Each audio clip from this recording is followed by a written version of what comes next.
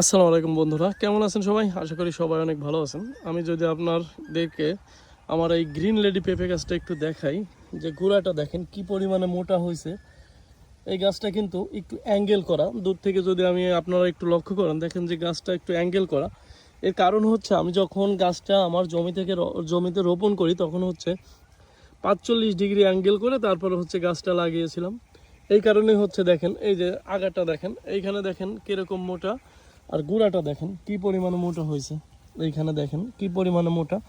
এটার কারণ একটাই, আমি 45 ডিগ্রি অ্যাঙ্গেল করার কারণে হচ্ছে গাছটা অনেকটা ব্যান্ড হয়ে তারপরে হচ্ছে সোজা হয়েছে। এই কারণে হচ্ছে গাছের গুঁড়াটা মানে মোটা হয়েছে আর কি।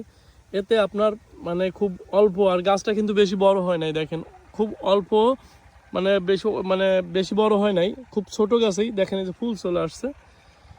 এই অ্যাঙ্গেল করার কারণে হচ্ছে গাছটা অনেক মজবুত হয়েছে। আর হচ্ছে এই অল্প বয়সেই মানে খুব কম সময়ে মাত্র 70 দিনেই ফুল চলে আসছে। এই যে দেখেন।